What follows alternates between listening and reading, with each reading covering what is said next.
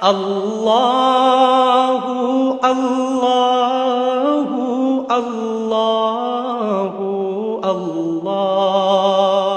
بسم اللہ الرحمن الرحیم۔ السلام علیکم ناظرین، پروگرام آج کے عالم میں میں ہوں مصباح اللہ صابر،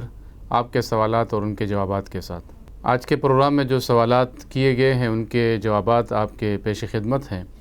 پہلا سوال سائم صاحب نے کیا ہے۔ سائم صاحب کہتے ہیں کہ کیا جمعہ مبارک بولنا جائز ہے یا نہیں ہے، اور کیا اسے بدعت کہا جائے گا؟ اور تیسری بات یہ ہے کہ جو آدمی اس بدعت سے مبتلا ہوتا ہے تو وہ جہنمی شمار ہوگا یا نہیں ہوگا۔ سائم صاحب کی خدمت میں گزارش ہے کہ آپ کا سوال بڑا پیچیدگی اپنے اندر لیا ہوا ہے کہ کسی مسلمان کو جہنمی قرار دیا جائے یا نہ دیا جائے، لیکن جو آپ کے سوال کا اصل مدعا ہے وہ بدعت کے حوالے سے وہ یہ ہے کہ آج کے دور میں مختلف چیزیں ایسی ہیں کہ جو اس طرح کے عنوانات اپنے اندر لیے ہوئے ہیں۔ جو آپ نے ذکر کیا یہ بہت عام چیز ہے۔ اب دیکھنے میں یہ آیا کہ عموماً لوگ جو ہے SMS کے ذریعے ایک دوسرے کو مبارکباد دیتے ہیں، خاص کر جمعے کے دن، اور بعض ایسے حضرات ہیں کہ جو جمعے کے دن قرآنی آیات کو سینڈ کرتے ہیں، احادیث سینڈ کرتے ہیں اس دن کی فضیلت کی بنیاد پہ کہ اس دن شاید ثواب زیادہ ملے یا یہ عبادت کا دن ہے مسلمانوں کا،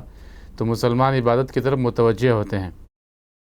تو کچھ لوگوں نے اسے بالکل جس طرح عید کے موقع پر ہم عید مبارک کہتے ہیں وہ جمعہ مبارک کہنا شروع کیا۔ اصلاً اسلام میں ہمیں جو چیز سکھائی گئی ہے وہ عید کے حوالے سے بھی کچھ اور ہے کہ آپ صلی اللہ علیہ وسلم اور آپ کے صحابہ سے جو ثابت ہے وہ یہ کہ تقبل اللہ منا ومنکم، کہ اللہ تعالیٰ یہ دن ہم سے اور تم سے قبول فرمائے اور اس کی برکتیں ہمیں عطا فرما دیں۔ تو یہ اس لیے قبولیت کی دعا کی جاتی تھی۔ اور جمعے کے دن کے حوالے سے ایسی کوئی حدیث ہمیں نہیں ملتی ہے کہ جس میں اس طرح کی کوئی الفاظ ذکر کیے گئے ہو یا حکم دیا گیا ہو کہ ایک دوسرے کو جمعے کی مبارکباد دیے جائے۔ لہذا اس لحاظ سے تو یہ ایک بدعت ہے، ایک نئی چیز ہے جو اسلام میں ایجاد کی گئی ہے، اور بدعات کے حوالے سے رسول اللہ صلی اللہ علیہ وسلم کے جو فرامین ہے وہ بالکل واضح ہے، اس میں کوئی شک نہیں ہے۔ جو آپ نے اپنے SMS میں بھی ذکر کیا تھا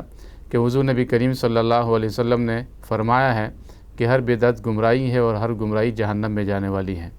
یہ کچھ مختلف احادیث کے ٹکڑے ہیں جو کہ عموماً خطبہ جمعہ کے موقع پر ائمہ حضرات پڑھا کرتے ہیں، کل بدعۃ ضلالہ وکل ضلالۃ فی النار، کہ ہر بدعت گمراہی ہے اور ہر گمراہی جو ہے وہ جہنم میں جانے والی ہے۔ اسلام سے ہٹ کر جو بھی چیز ہے وہ ظاہر ہے جہنم کی طرف لے جانے والی چیز ہے، اور جو جنت کی طرف لے جانے والی چیز تھی وہ تو حضور نبی کریم صلی اللہ علیہ وسلم نے ذکر فرما دی ہے۔ آپ علیہ الصلاۃ کی سیرت طیبہ ہے، قرآن مجید کے جو احکام ہیں، آیات ہیں، وہ جنت میں لے جانے والی چیزیں ہیں۔ اسی طرح یہ جو چیز رائج ہو گئی ہے اس کو ختم کرنے کی ضرورت ہے، اور یہ بدعات کے زمرے میں بھی آتی ہے اگر اسے ثواب کا ذریعہ سمجھا جائے اور ایک مخصوص ذہن اس حوالے سے بنایا جائے کہ اس کا ثواب ملتا ہے اور اس کو دین کا حصہ سمجھ لیا جائے اور اس کو لازم قرار دیا جائے، تو یہ بدعت کے حکم میں آتا ہے اور یہ گمراہی کی طرف لے جانے والی چیز ہے۔ اس حوالے سے یہ بات ذکر کر دوں کہ مختلف لوگ جو ہے وہ اس نظریے کے تحت اس کو اختیار نہیں کرتے ہیں کہ وہ بدعت کرنا چاہتے ہیں یا اسے اس کا ثواب کا ذریعہ سمجھتے ہیں اور لازمی حصہ سمجھتے ہیں یا دین کا حصہ سمجھ کے یہ کر رہے ہوتے ہیں۔ لہذا عمومی حکم نہیں لگایا جا سکتا کہ سارے لوگ جو ہے وہ جہنم میں جانے والے ہوں گے۔ اللہ تعالیٰ ہم سب کو جہنم کی آگ سے محفوظ فرمائے، اور اس قسم کی چیزیں جو ہے وہ کہنی سمجھنی اور اس پہ پھر بات کرنا، پھر فتوے دینا، پھر مسائل بیان کرنا کہ جو لوگوں کو جو ہے ان کے اندر اشتعال پیدا ہو، ضد پیدا ہو اور وہ زبردستی مسلک کی خدمت سمجھتے ہوئے، دین کی خدمت سمجھتے ہوئے اسی طرف آئیں، تو اس کو جتنا کم ڈسکس کیا جائے بہتر ہے، اور جہاں جہاں موقع ملے اس کو ٹھیک کرنے کی اور دوسروں کو ترغیب دینے کی حکمت کے ساتھ اور نرمی کے ساتھ ضرورت ہے، اس کو اختیار کرنا چاہیے۔ دوسرا سوال معصوم صاحب نے کیا ہے، وہ کہتے ہیں کہ محرم کے حوالے سے ان کا سوال ہے۔ وہ کہتے ہیں کہ محرم کے لیے ایک سنی مسلمان کو کیا اہتمام کرنا چاہیے۔ ان کی خدمت میں گزارش ہے کہ پہلے اس تفریق کو ختم کرنے کی ضرورت ہے کہ سنی اور شیعہ مسلمان کو کیا کرنا چاہیے۔ محرم کے جو حوالے سے جو احادیث کے اندر جو چیزیں ملتی ہیں ہمیں، تو وہ سنی اور شیعہ کی بنیاد پہ نہیں ہے۔ وہ مسلم لا الہ الا اللہ محمد الرسول اللہ صلی اللہ علیہ وسلم کے اس کلمے کی بنیاد پہ ہیں، لہذا شروع سے ہی اگر آپ اس تفریق کو قائم کریں گے تو بعد میں بہت سارے ایسے عوامل پیدا ہوتے ہیں کہ جو آپ کو تفریق در تفریق کا شکار کر دیں گی۔ لہذا بحیثیت مسلمان ہر آدمی کو اس چیز کو فالو کرنا چاہیے جو حضور نبی کریم صلی اللہ علیہ وسلم کی سنت مبارکہ ہے۔ آپ علیہ الصلاۃ والسلام نے محرم کے حوالے سے ارشاد فرمایا کہ 10 محرم کو روزہ رکھو، اور یہود کی مخالفت کا حکم دیا تو پھر آپ نے فرمایا کہ اس کے ساتھ 9 کا روزہ بھی شامل کرو، یعنی 9 اور 10 کا روزہ رکھو، یا یہ بھی ہو سکتا ہے کہ 10 اور 11 کا روزہ رکھا جائے۔ اصل میں تاریخ اہم نہیں ہے کہ 9 کا روزہ رکھیں یا 11 کا رکھیں، بلکہ اصل جو چیز ہے وہ یہ کہ یہود کی مخالفت کہ وہ صرف 10 کا روزہ رکھتے ہیں، تو پھر نبی کریم صلی اللہ علیہ وسلم نے اپنی امت کو اس بات کی ترغیب دی، تعلیم دی کہ وہ اس کے ساتھ ایک روزہ اور ملا دیں۔ ایک تو یہ محرم کی اپنی اہمیت ہے جو کہ حضور نبی کریم صلی اللہ علیہ وسلم کے اس ارشاد سے ثابت ہوتی ہے۔ دوسری بات یہ ہے کہ محرم جو ہے یہ ان مہینوں میں شمار ہوتا ہے کہ جو حرام مہینے قرار دیے گئے تھے، 4 مہینے تھے، اور عرب کے جو دور جاہلیت تھا اس میں اس کا بڑا احترام کیا جاتا تھا، اور بعد کے جو دور جاہلیت کے لوگ تھے انہوں نے اس احترام کے ساتھ کھیلنا اور مذاق کرنا بھی شروع کر دیا تھا کہ کبھی ایک مہینے کو حرام کرتے تو دوسرے کو حلال کرتے ہیں، حرام مہینوں کو حلال سمجھ لیتے اور حلال مہینوں کو حرام سمجھ لیتے ہیں۔ یہ ایک صورت انہوں نے اپنی سہولت کے لیے پیدا کی تھی، لیکن محرم کے مہینے کی اہمیت یہ ہے کہ یہ اسلامی سال کا پہلا مہینہ ہے۔ دوسری اہمیت یہ ہے کہ اس میں 2 اہم ترین صحابہ کرام رضی اللہ تعالیٰ عنہ اجمعین کی شہادت ہوئی ہے۔ یکم محرم کو سیدنا عمر فاروق رضی اللہ تعالیٰ عنہ کی شہادت ہوئی، اور 10 محرم کو سیدنا حسین ابن علی رضی اللہ تعالیٰ عنہ کی شہادت ہوئی ہے۔ یہ اس کی اہمیت اس وقت اس لیے شمار کی جاتی ہے کہ یہ دونوں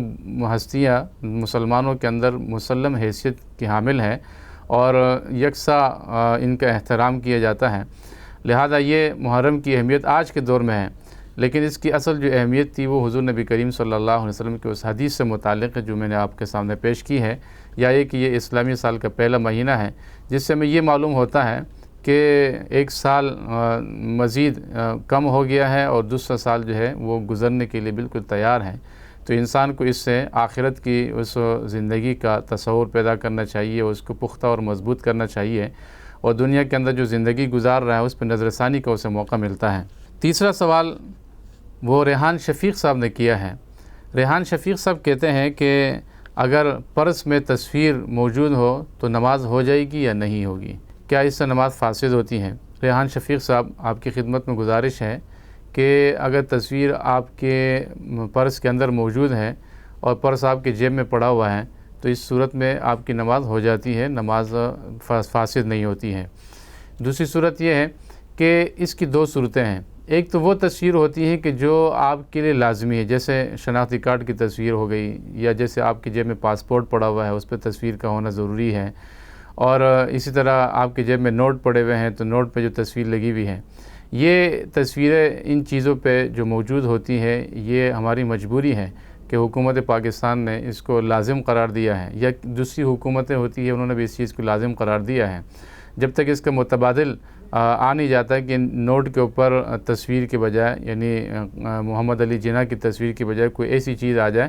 کہ جو غیر جاندار کی تصویر کی صورت میں ہو، تو پھر تو اس کا جواز ہی ختم ہو جائے گا۔ پھر تو یہ کہ وہ آپ کے پاس نوٹ موجود ہے تو اس سے کوئی فرق نہیں پڑتا۔ لیکن یہ جو صورت ہے کہ یہ اسٹیٹ بینک جاری کرتی ہے، اس پہ تصویروں نے جو ہے جاری کی ہے اور حکومت کی منظوری سے کی ہے، اور عوام اس حوالے سے بے بس ہے، تو یہ پھر ایک ایسی صورت ہے کہ جو عذر کی صورت ہے، اور عذر کی صورت میں نماز ہو جاتی ہے۔ نوٹ اگر آپ کی جیب میں پڑا ہوا ہے، آپ کے پرس میں ہے، آپ کے شناختی کارڈ ہے، شناختی کارڈ کے بھی یہی معاملہ ہے کہ پہچان کے لیے ضروری قرار دیا گیا ہے، اور آج کے اس دور میں اس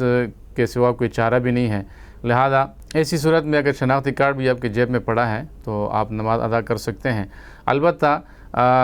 ایسی شرٹس پہننا، ایسی قمیض پہننا کہ جس پہ جانوروں کی تصویریں ہو، انسانوں کی تصویریں ہو، تو اس سے جو ہے اس میں نماز نہیں پڑھنی چاہیے۔ یہ تصویر کا احترام ذہن میں، دل میں پیدا کرتی ہے، دوسرے لوگوں کی نظریں اس کی طرف اٹھتی ہے۔ جب آپ صف میں کھڑے ہوں گے تو آپ کے پیچھے جو آدمی کھڑا ہے وہ آپ کی پیٹھ پہ بنے ہوئے نقش و نگار دیکھ رہا ہوگا، تصویریں دیکھ رہا ہوگا، اس سے اس کی نماز بھی جو ہے وہ متاثر ہوگی، اور وہ اسی میں کھو جائے گا، لہذا اس کی جو خشیت الہی جو اس کے دل میں ہونی چاہیے، یہ جو خشوع اور خضوع کا تصور اسلام نے ہمیں دیا ہے وہ پیدا نہیں ہو سکے گا۔ دوسروں کی نمازیں چونکہ اس سے خراب ہوتی ہیں، لہذا اس کا پہننا جائز نہیں ہے۔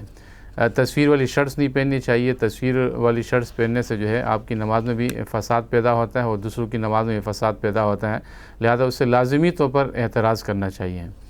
آج کے ہمارے اس پروگرام میں جو سوالات تھے وہ آپ کے سامنے جوابات سمیت پیش کر دیے گئے ہیں۔ دیکھتے رہیے گا آسک این عالم مصباح اللہ صابر کے ساتھ۔ اللہ اللہ اللہ